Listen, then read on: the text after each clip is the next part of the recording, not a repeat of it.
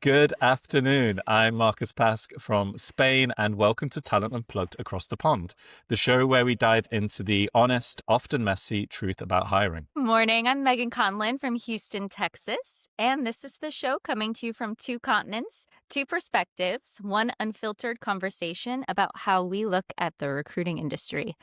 And oh my goodness, we have a very, very special guest, Marcus, today. Yes.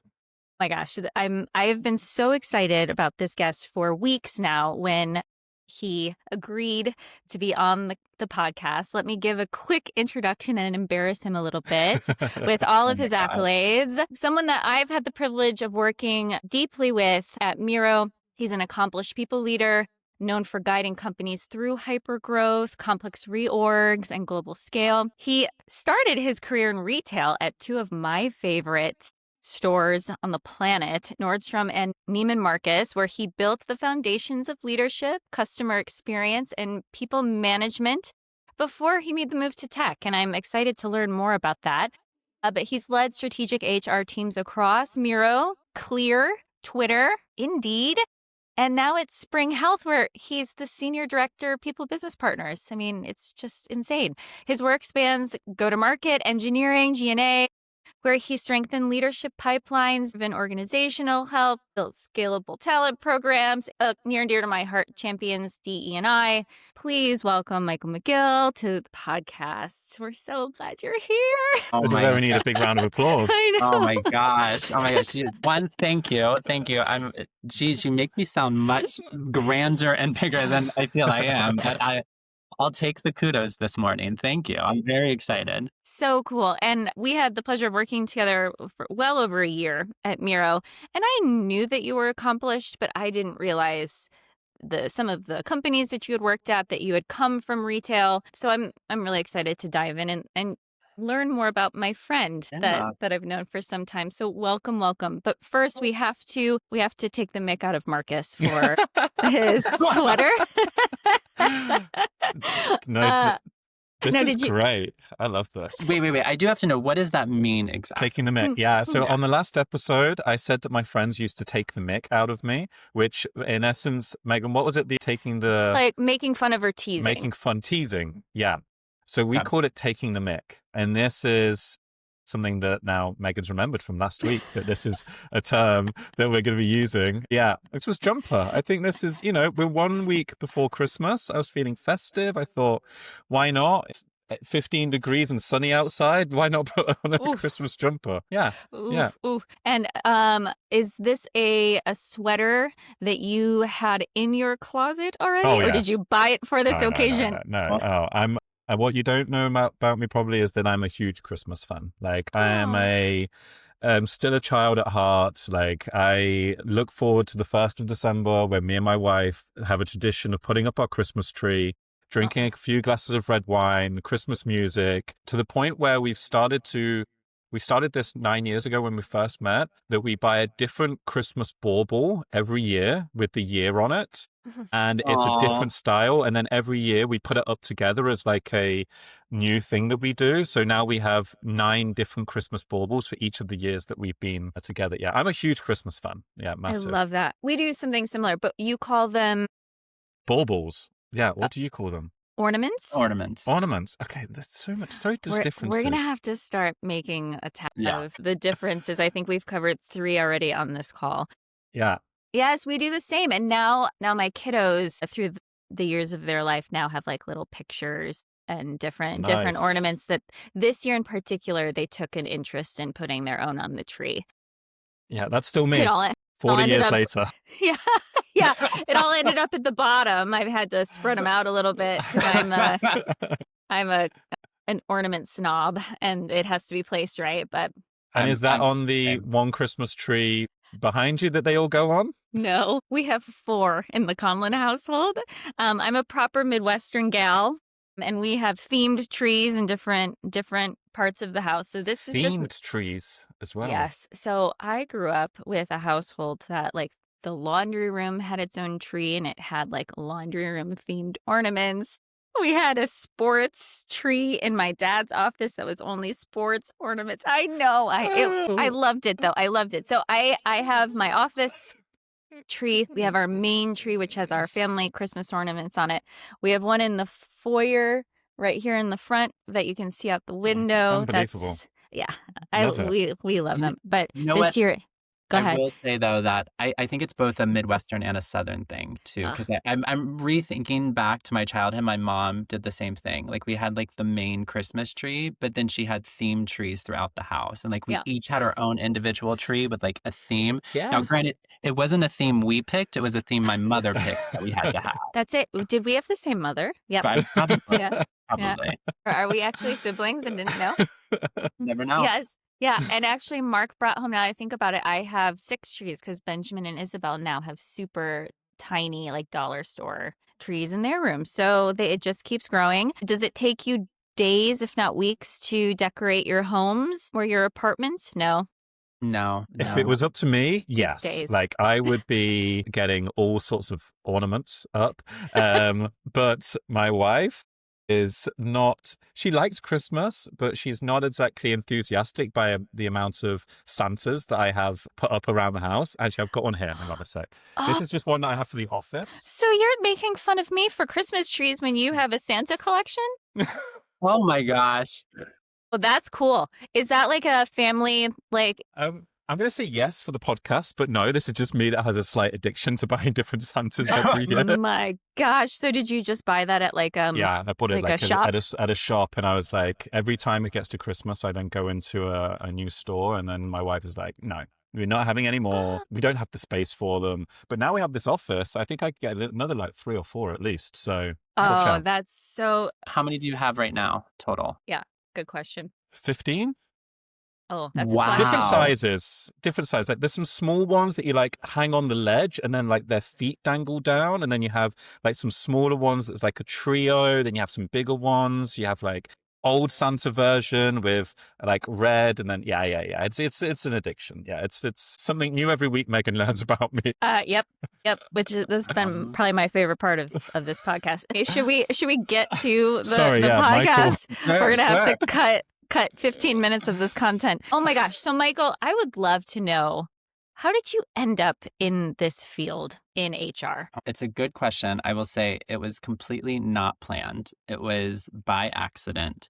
I actually, at the time I got into HR, I'd actually just started nursing school. I know. So I was just starting nursing school, and I was also working for Nordstrom at the time. And the HR manager came to me, and she said, hey, the current HR assistant was going out on parental leave, was having a baby, and said, hey, would you be interested in filling in for 3 months to cover? And I was like, sure, why not? Like, great. I get a little bit of a pay bump, help me pay off some, the cost of my university. I'm all for it. And so I did it. And then 3 months came, and that HR assistant decided not to come back, wanted to stay at home. And so I just continued, and I continued while I was going to school. And then I graduated nursing school, and I just sort of stuck with HR. It was something I was really enjoying and liking, and the way sort of the HR industry was changing at the time. And that's how I got into it. So it was not planned. I didn't go to school for HR, although I do think there's a lot of crossovers between nurses and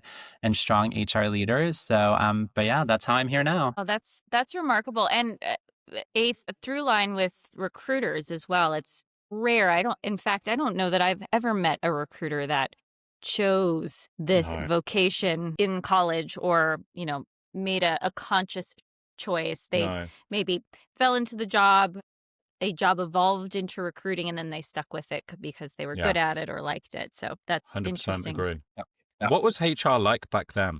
Like starting out? Yeah. So for me, one, it was very manual. It was a lot of paperwork. It was very much more a, compliance, black and white sort of role. Yeah. Right. So it's like we were helping with payroll. We were helping with your benefits enrollment. We were helping you with, time tracking. We were helping like maybe navigate some difficult conversations with, a manager employee not knowing like how to, approve PTO or make adjustments. But it was very, very black and white at the time that I started. But one of the things that I appreciated and why I stuck with it is at the same time, the the HR industry was sort of evolving to be much more business focused and business mindset. Yeah. Um, and that was something that really, really intrigued me about like sort of tapping into a different part of my brain of like knowing the business, like knowing what the company that I work for and what they actually do. And I remember this very pivotal moment that stuck with me. And the when I was at Nordstrom, they had made a conscious decision to let everyone know, like, hey, we are evolving our HR team to go in this direction to be much more partners with leaders in the business. Mm-hmm. And it was a big shift. And it was sort of, it rocked a lot of people's world, right? Who had been sort of doing the same thing for 15, 20 plus years. And they were just like, Yeah. oh my God, I don't know if I want to do this. But what happened was they started moving business leaders into lead HR. So people who had never led an HR or people team. So they would take regional managers, they would take VPs, and they would put them into our orgs. And so I remember the first time I had a new VP come to my store. And typically what would happen is you'd have like, you know, whether it was a regional manager or merchandiser, they would come to your store and they would you'd walk around with them. Mm-hmm. Yeah. And just point out like, here's what's going well, here's what's not, et cetera. And like when we did it, we would talk about like when the people team, we would say like, oh, this, you know, here's how staffing's going right now in this team. Or this is maybe where we're having some performance issues, but we're working on them. And that was it. Mm-hmm. And I remember this leader came and we walked on and she didn't ask me one single question about people. Like we got wow. on the floor and she was like, why is this department merchandised this way? What is your top selling item in this department? What are your sales per hour here? Where's your highest peak in customer volume versus your lowest peak in customer volume? And I like had no answer. I was freaking out. When we finished the visit after like 3 hours, I went to my manager. I was like, I'm being fired, right? Like I couldn't answer a single question for her. And she was like, no, no, no, no, no. She's like, they're pressure testing, right? They want to see like who likes this train of thought of where we want to go versus who doesn't. And so that sort of calmed me. But then I was able to take a step back and be like, I kind of like that. Like I get to learn, like really truly learn the business. And then that influences how I show up as a people leader. And so that was a very pivotal moment and like sort of why I've stuck with this industry. Oh, that's so interesting. And also a similar evolution of the talent acquisition partner, especially the more senior you get, the more business partner mindset, strategic mindset embedded into the business, an arm of the business you become. And I certainly saw that happen when you and I partnered together. You were a true extension of the orgs that you were supporting from a BP perspective. What would you say was the biggest change in moving from retail to tech? Yeah, I think the first thing that stands out to me is the pace, right? Pace.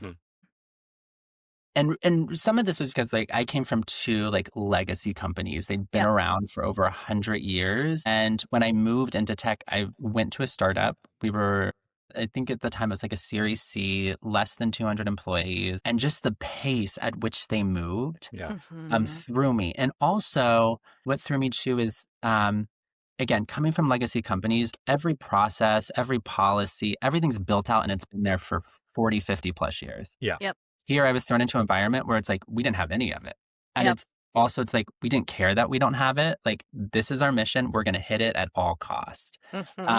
And so that was like the biggest, like just blew my mind in a way, but it also sort of like broke down some of my barriers and like preconceived notions about how you can operate, one in the business world, but also like, again, as a people partner, and the ability and the flexibility and creativity I could have. Yeah. Oh, yeah, for sure. I know, Marcus, I don't know about you, but when I made the transition from retail and hospitality to tech, it blew my mind how little process was in place and how quick every decision was made, even if the plane was flying as we were building it. So yeah, big +1 to that. It's even at a slightly larger startups, it's amazing how quickly you try to move.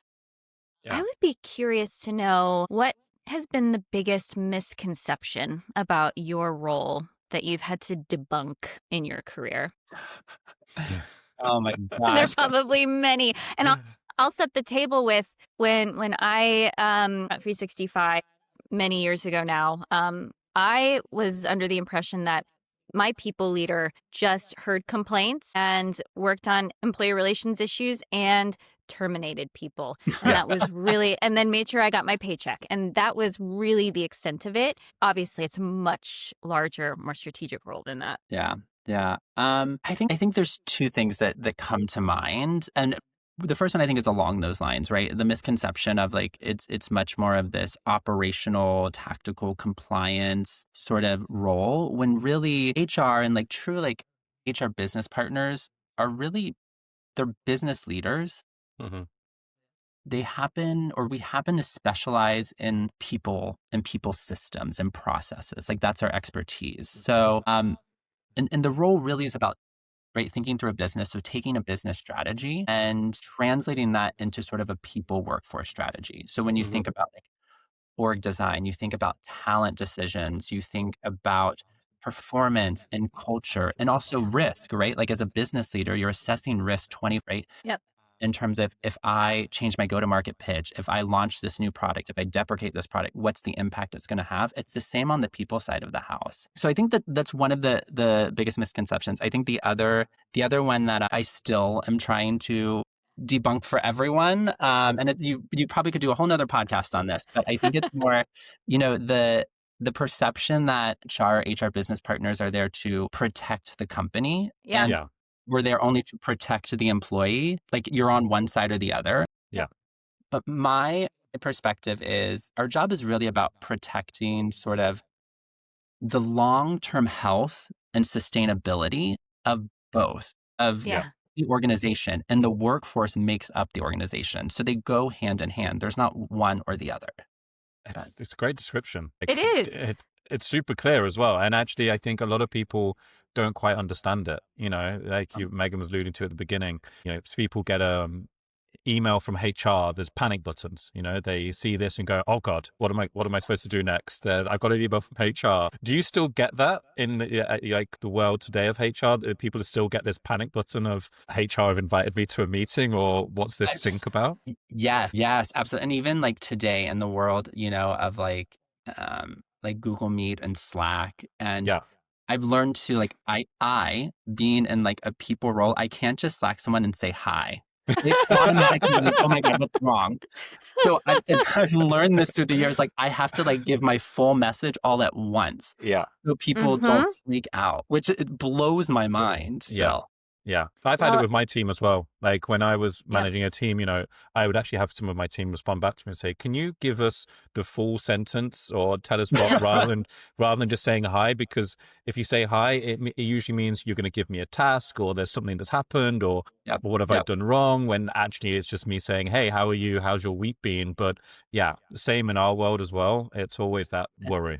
It's so interesting to me. And then I get it. It's human nature, and you could probably get into the science behind all of that too. I think it's partially because we are still seated in an environment where there are so many layoffs happening Mhm. or companies are continuing to downsize. I would love to hear if in your network, at least, you've seen that change a little bit or how you've seen companies try and evolve past that or maybe avoid it entirely. But I think that's part of the reason why there's a panic button, as Marcus was saying. Man, we've had a weird 5 years in the tech Yeah. industry. It's been Mhm. really, really challenging on both sides of the coin. Because, Michael, I know the three of us have been the unfortunate message carriers of layoff news Yeah. or of layoff planning, which I would imagine is a whole nightmare in and of itself. Maybe we touch on that component, but it's been a wild, bumpy Yeah. ride in the tech industry from a Yeah. workforce perspective.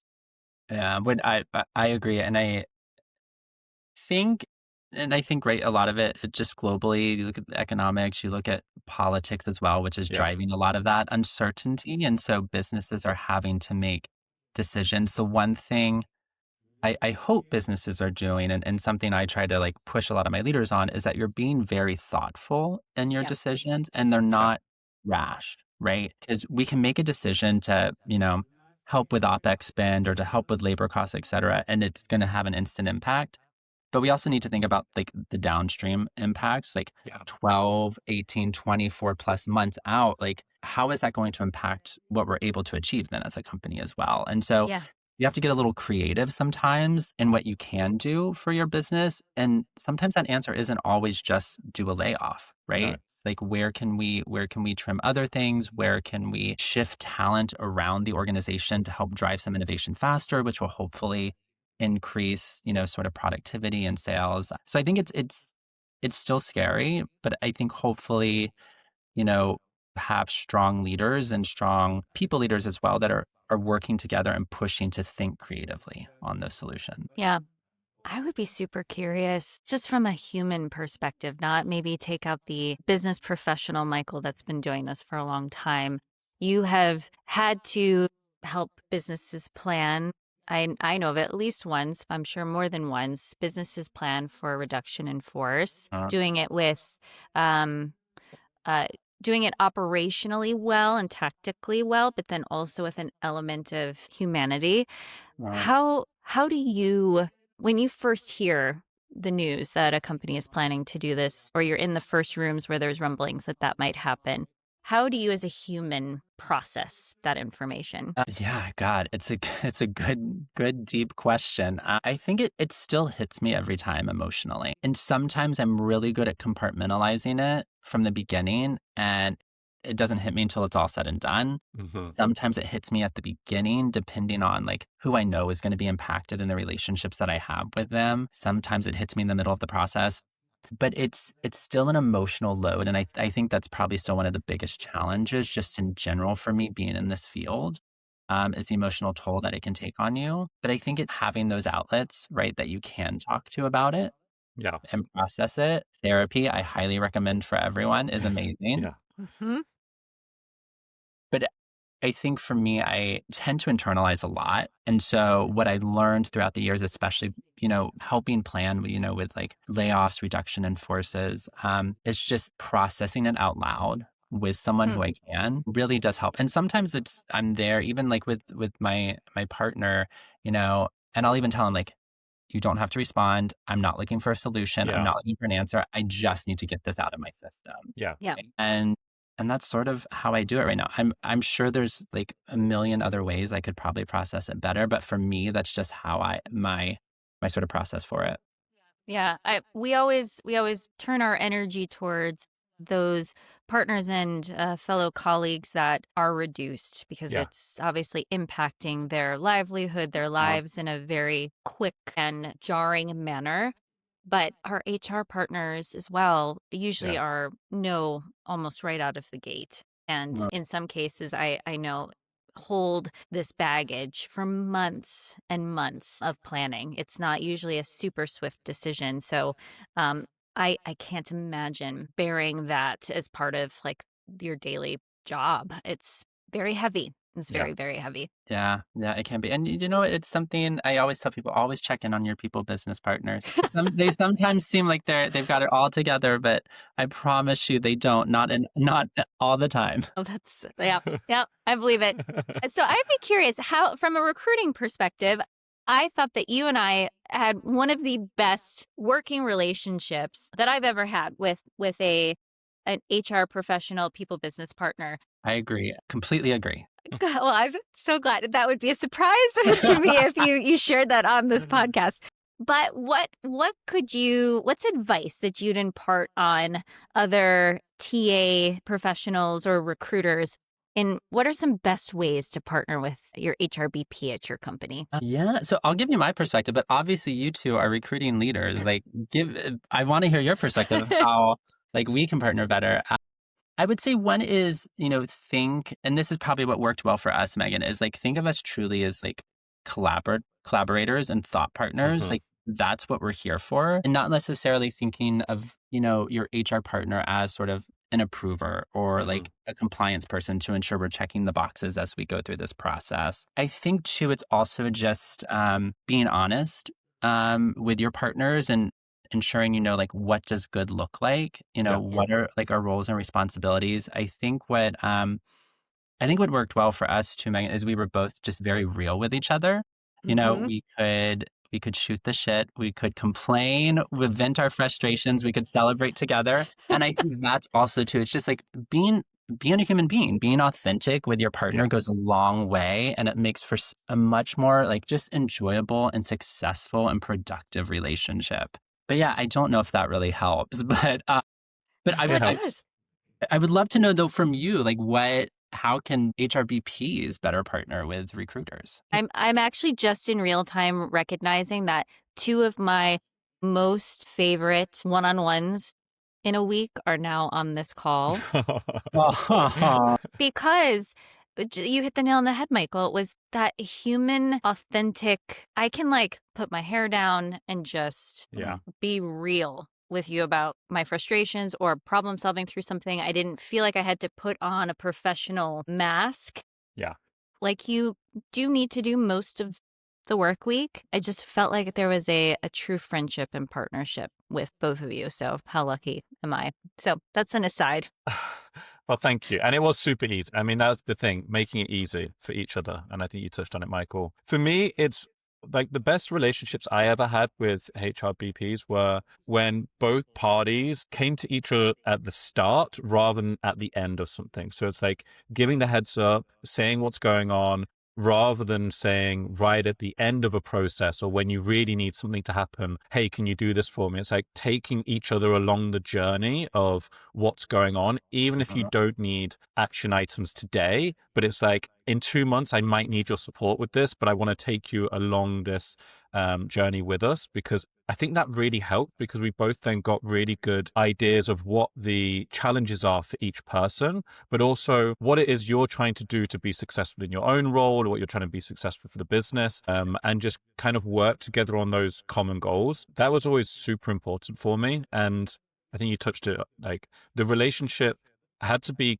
consistent catch-ups as well. Like Yeah. I've had really amazing relationships when you catch up every single week and just talk. Like doesn't have to be always work, which is why you guys got on so well, but even just catching up and getting to know the person outside of the business and what's going on, I think also helps those relationships, because then you can really understand how you can support each other. And you know, our roles in HR, TA, they're not the easiest sometimes, and we can get the brunt of the business, and we don't always have a lot of other parts of the business that can support us. So I think if we're able to do that within the people org, I think that helps massively. Yeah, absolutely. It's having that, right, that space and sort of like that psychological safety with Yeah. each other for sure. Megs, for you, anything different? Yeah, I mean, the same. In recruiting, I don't know, Michael, if you feel this way. We have to push against the idea that we are order takers in the business versus Yeah. strategic partners. Uh-huh. And I've had uh, HR people business partner relationships where it was just a check-in of like, where's this role? Where's the team? Why aren't you Yeah. delivering for the business, as opposed to problem solving together? Like Marcus said, just starting from the beginning and building that rapport as partners in the same org on the same team, Yeah. as as opposed to just another person asking us where the next hire is and why. Yeah. So that's huge, I think. Yeah. Yeah. Michael, for you, what's the favorite part of your role? Like, what's the best thing about the role that you've done over the last few years, or you do now? What's the thing that keeps you going, keeps you taking on these challenges? I think there's a couple of things. One personally is I am just I'm someone who loves to learn, and I love to be challenged, even if it can be scary or I get annoyed by it or frustrated. Deep down, I love the challenge, and so I think those two things keep me in this space, right? Like I'm constantly learning new things. There's always something that's happening, whether it's like a business problem, it's a legal problem, it's like a new regulation, it's a new product that's I'm constantly having to keep up with. But I also think just different challenges that pop up and being able to like solve them, is something that I love. I loved puzzles as a kid and I still do. Aw. And so like I know I was one of like I was a little like geeky, but I would like do the puzzles, right? And then I would get the puzzle glue to like so it could become solid and then I would like frame it and hang it up on Oh, my wow. wall. Oh my God. I don't think I've ever told anyone that, but I had multiple like puzzles all over my room. But I look at challenges like that. Like, they're like puzzles to me of like, how Yeah. can I like solve this creatively so that it like works and it's consistent? Hmm. Yeah. I love that. So I think that's sort of what what keeps me going in this field. Kind of linked to this, like what's keeping you going now. For anyone that's wanting to go into HR, into a HR VP role, they're thinking about this as a career move. What would you say would be good for them to think about? Is it go and get your CIPD education? Or would it be good to go and get experience in as a HR executive or intern or something like? What would be good advice for someone looking to get into your field? Yeah, I think there's a bunch of things you can do. I said one is like I would network and talk to people, right? Mhm. Currently in the field at different companies at different levels. Like I have a lot of people that reach out to me, Hmm. even like, I'm hiring for my team right now. So I have a bunch of people reaching out. But also even when I'm not, I'll have people that'll just reach out and, want to network and connect and just learn more about what I do. So I encourage people to do that. So you can understand like the nuances Hmm. of HR and like how it shows up in different teams, different organizations, different countries. Yep.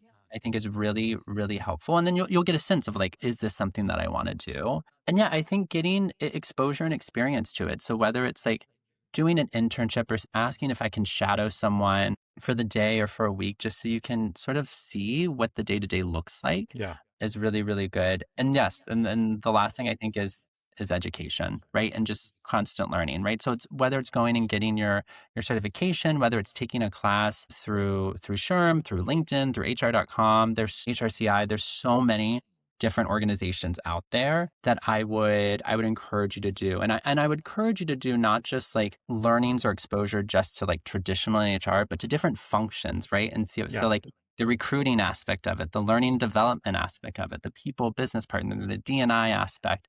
And then you'll get a flavor for everything and you can see like what resonates with you, what speaks Yeah. with you, where are you drawn to, and that can help also guide. Great. And Uh, realize that we need to go to myth busting Oh, pretty soon, but you were talking about it then. You're interviewing right now. You have some roles for your team. Like, what are one or two do's or don'ts for interviewing with Michael or for a HR role? oh my gosh. I have a lot. So I would say, and this may be very, very controversial. But I'm just going to say it. But I do, two of my best friends who are also HR executives agree. One of the questions I always ask is like, either why do you want to be, what you just asked me, why do you want to be in this crazy world, or what Yeah. keeps you in it if you've been in it for a long time? The one response that I never like is when people say, oh, it's because I love people, Yeah. mm-hmm. which is okay. That's great that you love people. But I can tell you, being in this world, you're going to see a different side of people that you may not like. So then that always gives me pause. Yeah. Really, what I look for is like not just liking people, but what is it that you want to do? What is it that you want to solve? What's the impact that you want to have? Like that's what I'm sort of looking for. Yeah. Yep. I would say, the great business partners are people who are, again, able to straddle both the people, like strategy and systems, and the business lens and connect to those two. And also, what I always, always look for is I want you to be able to demonstrate how you measured your impact to the business. Yeah. Mm-hmm. Yeah. What were the metrics? What were the KPIs that you looked at to show you were influencing a part of the business that helped the business go faster and achieve its goals? I think right there is like key. And anyone who does that for me always has my yes, my thumbs up. That's so good because people that aren't maybe in your field wouldn't think of measuring their goals against the business Yeah. outcomes, which obviously you've discussed here at the top of the episode. You incorrectly think, oh, it's just about creating great relationships and great rapport across the business and making sure everybody's happy. That's there's many, many layers deeper to your role. Yeah, absolutely. And don't get me wrong, you have to have strong relationships Yeah. with your leaders and with your employees and everyone you're supporting. Ensuring everyone's happy, right? Like what you just said doesn't mean that we're actually like driving the business forward. And at times, right, for me, like being a strong, true business, there should be a little bit of tension. There should be a little friction with your leaders, right? Like you're there to challenge their assumptions, their Yeah. thoughts, to give them a bigger perspective, just like you do, right, in recruiting with talent and pushing leaders on like where someone could be very successful if they Yeah. don't see. Yeah. I completely agree. Should we do some myth busting, Megs? We shall. We shall. And this one I think is super interesting that Michael brought to the table today that I don't know is going to be that spicy, but would love good dialogue around it. But the myth that we're going to bust today is that the loudest voice in the room is the most intelligent, insightful, valuable contribution to the team. Yeah. Um, this is, and I always, the reason this myth, like I love busting it a little bit is because it's a little personal for me. Ooh. So to tell you is because throughout my entire career, even before I was like in HR, there's been sort of like consistent feedback that I've gotten and, my opportunity area, and that is to be more vocal. Mm-hmm. To me, more vocal in meetings, to go to an event and connect with this person because it'll help, or to show up differently, in a larger presentation or whatever it may be. And while there's truth in some of that, right, it can help you. Yeah. It's never been like how I've moved through my career. Like I've never asked for a promotion. I've never like been gung ho and loud and said, I want this or I want to do it. I've sort of just like let my work speak for itself. And that's not to like, pump up my own ego, but it's just like the chips fall where they may. And like as I progressed through my career and gone to different things, like that's just how it's happened. But I haven't needed to be like loud or vocal to show like this is how I'm going to be successful. Yeah. And I think that especially when it comes to like performance reviews or when I know that you, as part of your role, lead calibrations among different org leaders and managers with who gets what rating, why they should get that rating, who gets a promotion and why.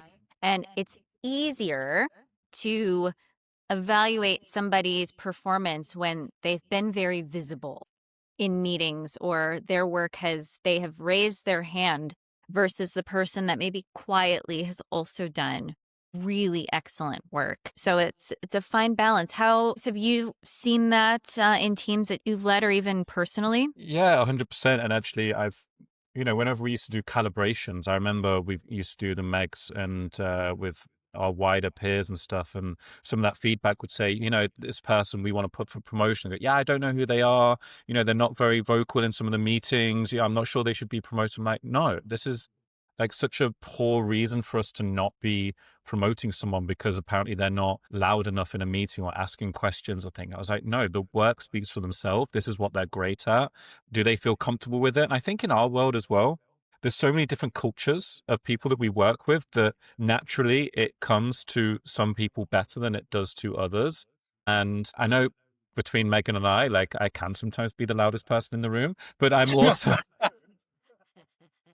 but I'm also someone that just sits back and listens. Like if I see people being the loud people in the room, I will sometimes sit back and be a bit reserved and just think and listen to what they're saying and whether I really believe in it, agree with it, or are they just saying things to be that voice in the room. And then other times I'll be more vocal where I've seen that it needs to happen in some of the meetings that we would have. But yeah, it's an interesting one. I always got a little bit concerned when there was people being extremely vocal consistently in every meeting because I thought you can't be an expert on everything that we're talking about. And yet it was the same every week. It was the same.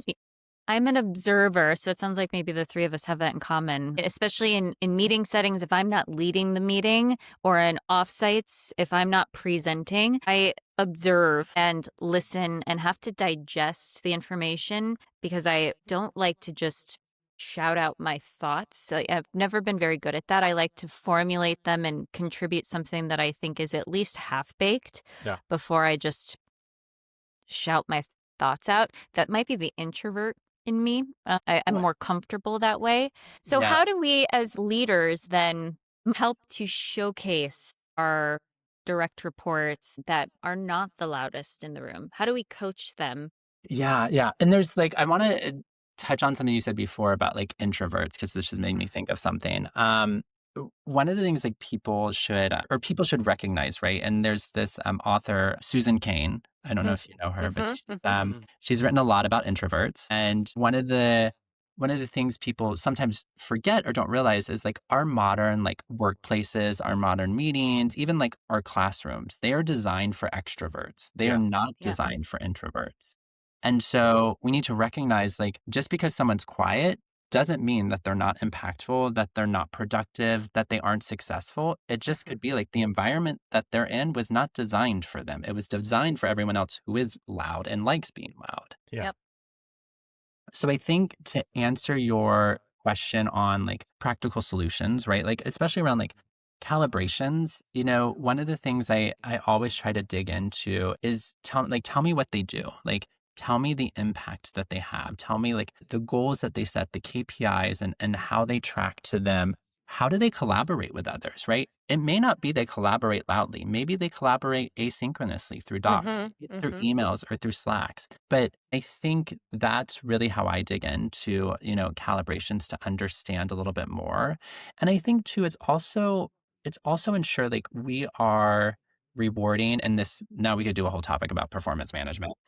Yep. But we're rewarding, like the substance that someone's doing more than just their performance and their rating, right? So it's like, how are they writing proposals? How do they think critically? How are they data driven and using this, right? Like that's showing to me like this person is probably someone we need to watch, right? If Mhm. they're going deep, they're able to think critically, they come up with creative solutions and maybe those solutions work, maybe they don't, but there's someone who's not afraid to try, but they do it quietly. That's okay. And so I think we need to start to like normalize that a little bit more in people's like their communication styles and their ways of working if it's not similar to like the majority Mhm. Yep. of people. Um, I was going to say, away from performance reviews, something that I used to do with my team, probably same with you, Megs, as our teams got bigger, was, if you've got a team meeting coming up, you send the deck before the Mhm. meeting, or send what you're going to be doing as questions, or what are the focuses for that meeting, so that people that, like myself, with some of those, I wasn't great just going straight into a meeting and suddenly discussing a topic that I didn't know we were going to discuss.